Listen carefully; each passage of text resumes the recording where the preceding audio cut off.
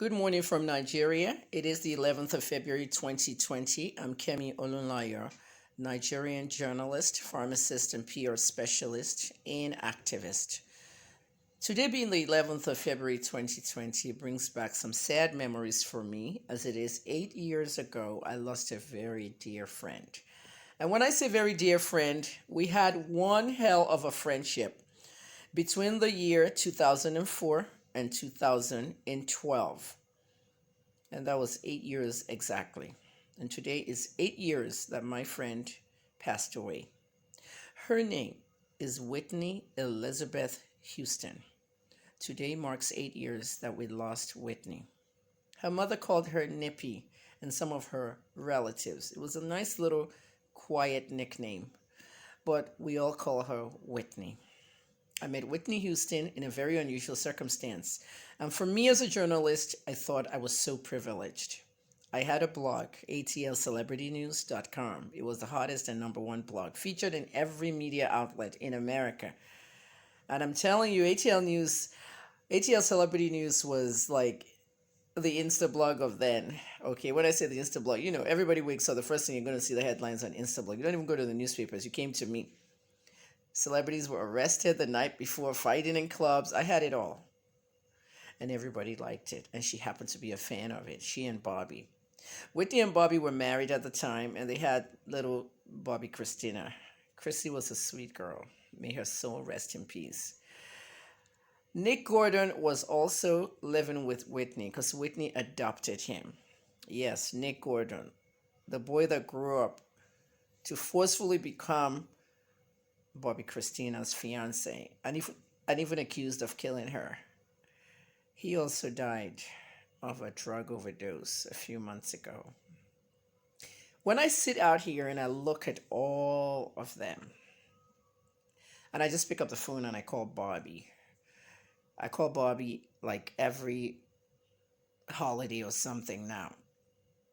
When I call Bobby, hi, it's Kemi from Nigeria, Merry Christmas. Bobby's Kemi from Nigeria. Happy Thanksgiving. Happy birthday, Bobby. I tweeted you. How are your children? How's your wife? Bobby remarried, has a new wife. The marriage was tumultuous, but many of you in Nigeria don't really know me. You think you know me, but you don't really know me. You don't know how powerful I was in the entertainment industry in the US. So when I come out here and you're harassing me, your stars, I leave you alone. I don't have to. Okay, at that time, all you did was you read about Whitney and Bobby fighting and everything. There was an interview I did when I was in America on our radio station. It was aired on V103 Atlanta. I worked freelance as a journalist, and I did one particular interview with Carolyn Brown, Bobby's mother. And that interview brought out a lot of things that nobody knew about.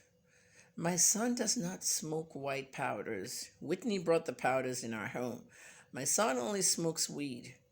That allegation that Bobby's mom, Mrs. Carolyn Brown, late, bless her soul, opened a lot of eyes that who was the one that's really using cocaine, crack, and all that.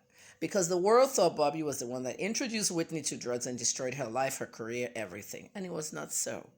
In the end, it turned out to be Whitney's brother that was the one that brought the crack cocaine into the house. Introduced Whitney to crack cocaine, and she was hooked forevermore. I lost a dear friend. How did I meet Whitney? One afternoon in my house in Atlanta, there was an event, and I had to be at that event. And Bobby called me. My phone number is on the blog. And said, hey, Miss Kemi, that's what they called me because I was older than all of them. Hey, Miss Kemi, I'd like you to cover a reality show. When the celebrities call you to come and cover the reality show, you're like, wait a minute, I'm not even going to charge them. This is going to be for free. I said, Bobby, that's so great. I will be there. But I have another event at that very hotel that day, and it's the Emmy Awards, the Broadcast Emmy Awards. The Emmy Awards, as you know, is from the National Academy of Television Arts and Sciences, and I'm a member. And NATAS, National Academy of Television Arts and Sciences, we also have the Broadcast Emmys. The arts is the television programs. The sciences is the news programs. So the news people were doing the Emmys that day, at the Grand Hyatt Hotel in Atlanta. In fact, that's where I did my 40th birthday. Very beautiful hotel. But I had to be there for the Emmy Awards, and Bobby and Whitney were filming the show on the set there that day. So I said, okay, I'll be there, but I'm going to be dressed. I'm going to the awards upstairs in the ballroom. So I went and I met them.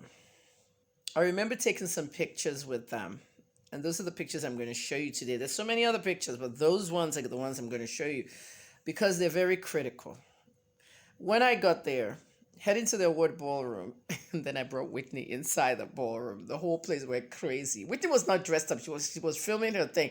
So I brought Whitney inside. Everybody, all the broadcasters, reporters, everybody wanted a piece, all the media coverage. Oh my God, Whitney. I said, yeah, I brought her. Her husband called me and said I should come start being the official blogger for the reality show. The reality show was called Being Bobby Brown. And Bobby was known as a playboy, crazy boy, all that. And Bobby was doing the reality show. So we were filming this part where they were all eating on the hotel table. The dog was underneath, and Chrissy will throw food underneath. That episode is so funny. You can find all the episodes on YouTube. But it's so sad. I can't watch them because Chrissy and Whitney have died. So it's hard for me to watch because I was on the set blogging the stuff for them.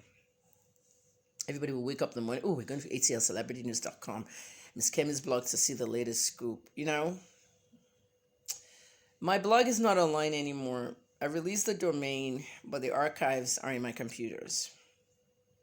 When I look at the archives of what I blogged in those days, it's just sad for me. I've had some sad times in my life, and going back to that, there's a term that says just move on, and that's all I want to do. These are memories to me now.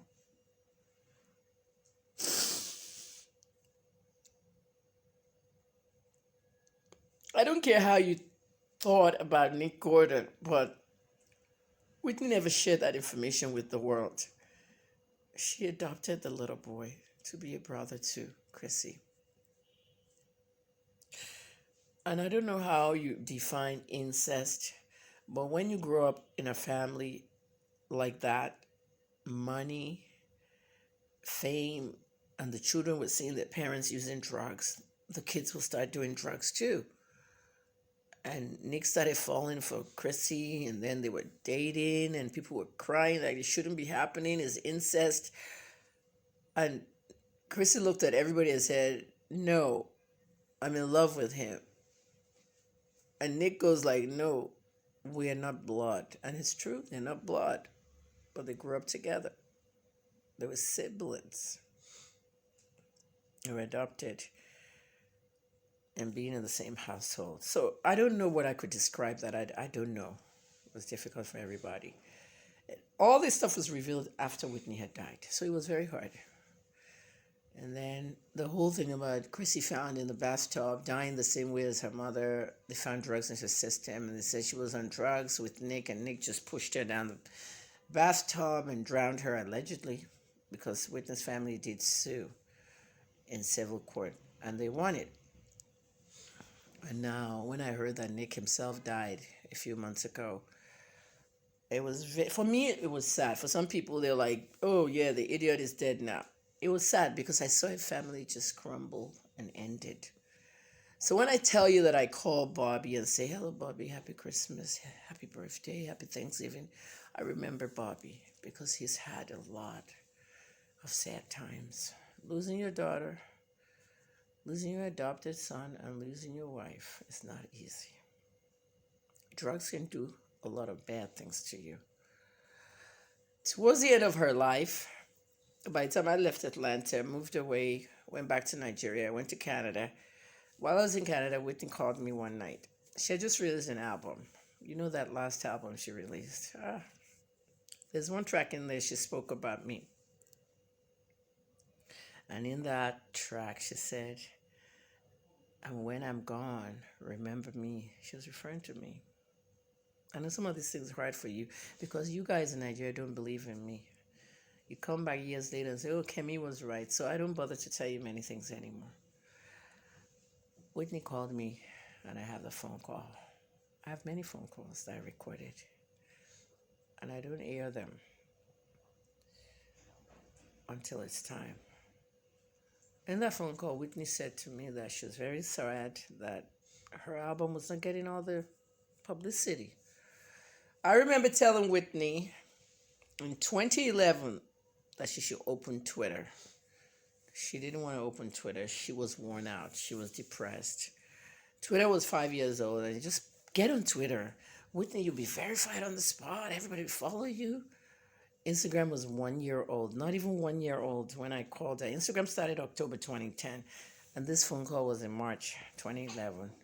You know, we got on it right away, but it's like, start Instagram. Imagine if Whitney was on Instagram now, on Twitter. So she never did. She only had the Facebook. Everything was going down, she said. But Oprah Winfrey called Whitney and said, Whitney, come on, let's do this.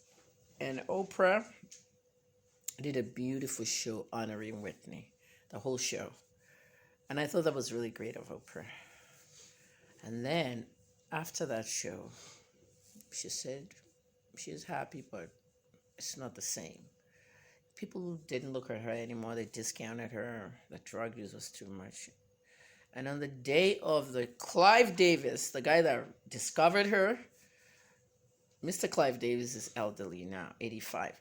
Mr. Davis discovered a lot of people in the music business. Diddy, Whitney Houston, worked a lot at Arista Records, Aretha Franklin. Please go and look at Clive Davis on Wikipedia. After all that, Oprah appearance, everything, on the night of the Clive Davis party, which is the day before the Grammy Awards in 2012, the same hotel with the Grammy Awards downstairs in the ballroom, Whitney's staying in that hotel and many other stars upstairs. Whitney left her hotel room that morning to meet with a guy downstairs by the pool. After she met with the guy, she went back to her room, and nobody heard from her again. Bobby Christina was in a room next door, and what the plan was, once it's time to dress up and go to the red carpet downstairs for the Clive Davis party, Chrissy will dress up, come to Mom's room. She was calling her mother. She wasn't picking up. She goes to the room, and I mean, even her, they had to like wake her up. She could have drowned in the tub as well. On that day, it was hard getting her. By the time everybody was waking up, I'm trying not to cry. They found the food there on the table. You know all these stuff. Whitney was in the bathtub, dead. The heart problems she had from the drug use.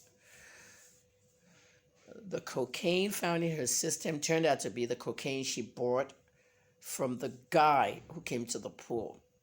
Her dealer, a drug dealer, her supplier, was in her system. Maybe she wanted to use it to pacify herself. But Whitney died of a drug overdose, secondary to coronary heart disease. The drug had already been draining her heart. And that was the last anybody heard from her. She passed away. I was very sad because the Clive Davis party, Clive wanted to cancel it. Jennifer Hudson, everybody was there. But sadly, the show went on because Clive said, if Whitney were here, she will want the show to go on. And that's what they did. It was very sad. I flew into Los Angeles, and believe it or not, that show was going on downstairs. Whitney's body was still up in the room with all the authorities, crime scene tape, everything. They couldn't even let us in. Nothing. It's a crime scene tape because they didn't know what was going on. And I went back to my hotel. A great friend, a dedicated singer, an iconic singer, Grammy Awards, named the awards, paved the way for a lot of singers. Because of Whitney, I'm going to start singing. I want to be a singer. Tiwa Savage encouraged this and said it's never too late for anybody, but I'm going to sing to Whitney. So look out. I've told you before, but I will now start. Rest in peace, Whitney.